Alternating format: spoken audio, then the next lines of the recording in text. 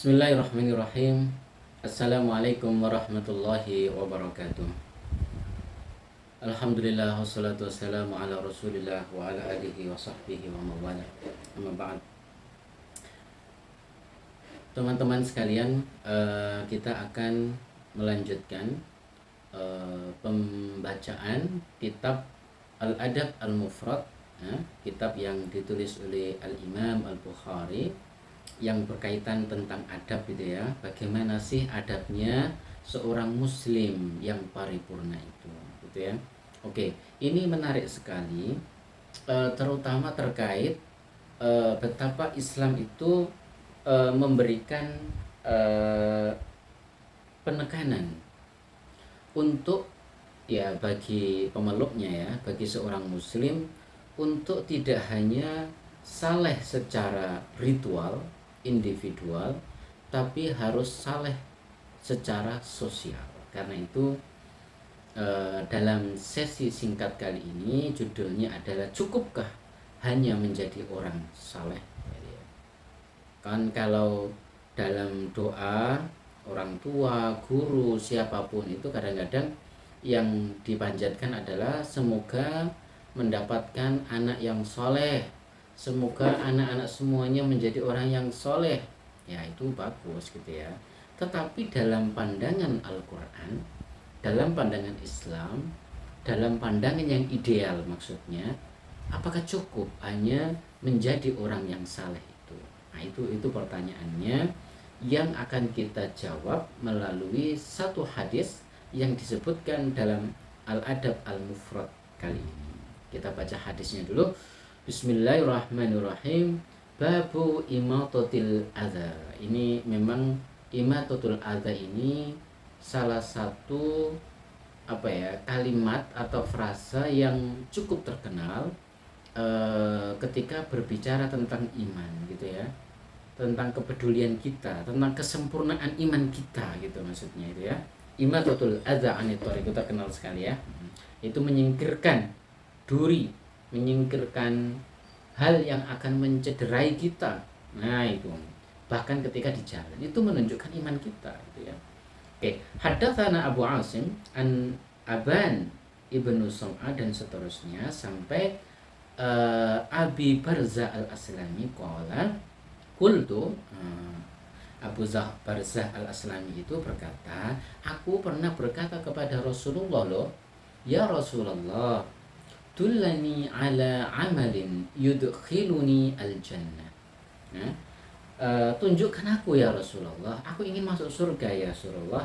Tunjukkan aku satu amalan yang bisa memasukkan saya ke surga ya Rasulullah. Jadi ya kebetulan Rasulullah itu orang yang bijaksana ya. Ya banyak sekali ya hadis-hadis lain yang disebutkan oleh Rasulullah sendiri yang bisa mengantarkan seorang muslim ke surga. Tetapi amalan tadi itu berbeda antara satu orang dengan orang lainnya gitu ya. Padahal sama-sama mengantarkan ia masuk surga gitu ya. Nah itu pertanda betapa bijak Rasulullah. Beliau itu ya bisa katakan moderat ya. Moderat di sini bermakna wasatiyah, artinya itu mampu membaca situasi apa yang terbaik bagi orang. Orang kan tantangannya macam-macam ya. Ada yang dicoba orang tuanya sakit, ada yang dicoba belum punya pendidikan yang cukup. Setelah menyelesaikan pendidikan, ada yang dicoba belum punya pekerjaan yang tetap, ada yang dicoba belum punya waktu untuk beribadah dengan maksimal, macam-macam gitu ya. Nah itu kan ada ya disebutkan dalam hadis, ayu amalin afdal ya Rasulullah. Ya Rasulullah, apa amalan yang paling utama yang perlu saya lakukan? Rasulullah menyebutkan birrul walidain, berbakti kepada orang tua. Ada jihad fisabilillah, ada lagi as-sholatu ala waqtiha. Loh, bermacam-macam. Semuanya utama bagi yang nanya gitu ya. Sama dengan ini, dalam beberapa hadis disebutkan ada amalan-amalan lain yang bisa mengantarkan sang penanya ke surga, dan itu bermacam-macam. Lah kebetulan dalam hadis ini bab imatatul adza dalam kitab Al-Adab Al-Mufrad ini, Abu Barza Al-Aslami bertanya kepada Rasulullah, "Ya Rasulullah, ayu amalin dullani ala amalin yudkhiluni al-jannah." Apa amalan ya Rasulullah yang bisa memasukkan aku ke surga? Apa Bapak Ibu sekalian? Qala ya Rasulullah berkata, "Amitil adza an tariqin nas." Masyaallah. Jadi singkirkan apa ya? Ya ada doa ya, ada itu sesuatu yang mencederakan gitu ya. Ya kalau di jalan ya ada paku, ada duri gitu ya, ada macam-macam, ada batu. Ya bukan hanya benda, bahkan adza itu boleh jadi lubang yang menganga di tengah jalan, itu kan banyak itu ya. Waduh, di Indonesia ini banyak sekali jalan itu berlubang-lubang yang kalau tidak ditutup itu bisa mencederai sang pengendara. Kalau dulu ya saya juga tidak terlalu lama, cuma 6-7 tahun ya di Malaysia, itu jarang sekali saya melihat jalan itu berlubang gitu ya. Dalam konteks Malaysia mungkin bukan lubang ya, tapi dalam konteks Indonesia ada di sini adalah salah satunya jalan berlubang. Nah, menutup lubang di jalan itu termasuk imatatul adza anit tariq, Mas. Dan itu Masya Allah, itu bisa memasukkan kita ke surga. Boleh jadi itulah amalan kecil itulah yang akan mengantarkan kita ke surga, Masya Allah. Jadi jangan remehkan ya. Ini yang saya sebut sebagai kesalehan sosial. Banyak sekali ya disebutkan oleh intelektual Muhammadiyah Muslim Abdurrahman, ya banyak sekali, Cak Nur, yang lain tuh ya, agama itu harus membawa perubahan sosial yang lebih baik di tengah-tengah masyarakat. Islam bukan agama yang hanya terkungkung pada sholat, puasa. Itu bagus, itu memang sesuatu yang utama, tetapi tidak kalah utama adalah setelah amanu wa amilus sholihat, maka beramal soleh. Ini ada satu cerita menarik ya. Saya waktu di kelas itu berdiskusi dengan teman gitu ya, Pak Muzakir ya,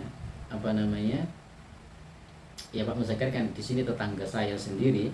Kebetulan waktu di kelas itu ya ngobrol-ngobrol. Saya waktu itu di Ciputat itu ya namanya ngobrol ya, apa saja yang diobrolkan ya. Saya setengah komplain kepada bukan kepada Pak Muzakirnya, tetapi ya maksudnya saya meluahkan perasaan saya, kenapa di pasar Ciputat sekarang sudah tertutup alhamdulillah, itu jalan besar ya, jalan besar aspal, itu ada parit yang cukup lebar dan itu lubang Masya Allah, dan tidak ditutup.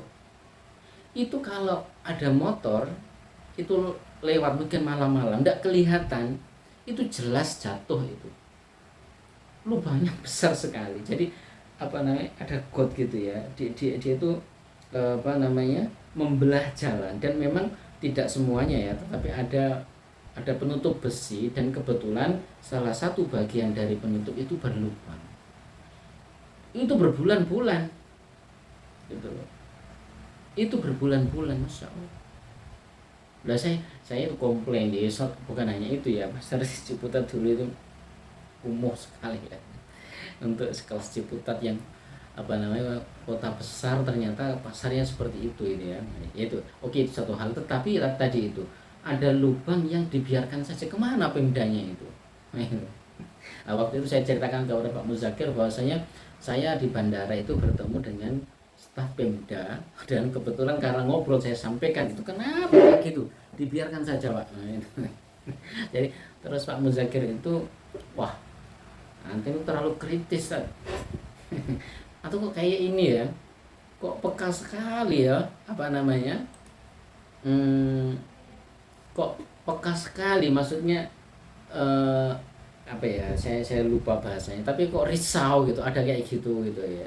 Nah, dalam hati saya sambil guyon ya, ya kan namanya ngobrol ya, justru nah ini dalam kacamata hadis ini itu azab sekali, azab banget itu kalau ada orang jalan malam-malam tidak waspada, itu jelas itu masuk ke itu. Insya Allah. Jadi maksudnya justru ketika kita risau dengan adanya itu kan kemungkaran ya, itu kan kemungkaran, ada itu, ada kemungkaran di situ ya. Kemungkaran itu tidak hanya yang apa namanya, pembunuhan ya, penyiksaan, prostitusi, bukan itu saja, tetapi ketika ada sesuatu yang amat berpotensi mencederakan di tengah-tengah jalan, itu termasuk kemungkaran. Nah, kalau kita fine-fine saja melihat kemungkaran, itu patut ditanyakan iman kita. Kenapa? Karena Islam mengajarkan apa namanya, salah satu tanda keimanan seseorang adalah imatatul adza anit tariq, yaitu menyingkirkan duri, menyingkirkan paku, menutup lubang yang ada di tengah-tengah jalan. Kalau kita merasa baik-baik saja, merasa cuek, itu berarti patut dipertanyakan iman kita. Mungkin dia sholat, ya, mungkin kita sholat, tetapi ketika kita tidak punya social awareness, gitu ya, kepekaan sosial, maka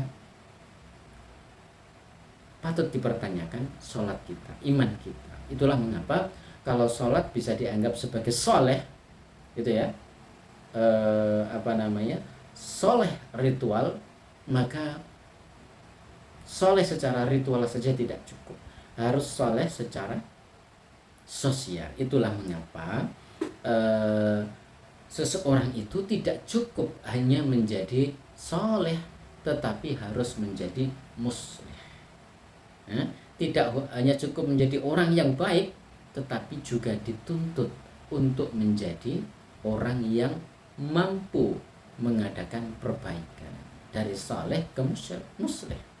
Nah, subhanallah. Jadi Rasulullah sebelum umur 40 itu soleh, sehingga digelari oleh orang-orang Makkah sebagai Al-Amin, dapat dipercaya. Tetapi ketika umur 40 mendapatkan wahyu, wa anzir ashiratakal aqrabin, berilah peringatan, itu akhirnya apa namanya, orang yang tadinya semuanya suka dengan Rasulullah, ketika Rasulullah menjadi seorang yang muslih, mengadakan perbaikan, ada yang suka, ada yang tidak, dan disitulah cobaan bagi Rasulullah dan cobaan bagi mereka. Bagi Rasulullah, semakin tinggi derajat seseorang, maka semakin tinggi cobaan yang dia emban. Dan bagi orang tadi itu, dia juga akan diuji sejauh mana, seontentik mana kesetiaan dia. Apakah dia setia hanya karena orangnya atau karena kebenarannya. Itu jadi ya, intinya merujuk kepada judul sesi kita kali ini, maka seorang muslim paripurna tidak hanya cukup menjadi soleh, tetapi harus menjadi muslim. Harus menerjemahkan kebaikan sholat ke dalam kebaikan sosial kepada keluarga kita, kepada tetangga kita, kepada masyarakat kita, dan kepada kemanusiaan. Terima kasih. Wassalamualaikum warahmatullahi wabarakatuh.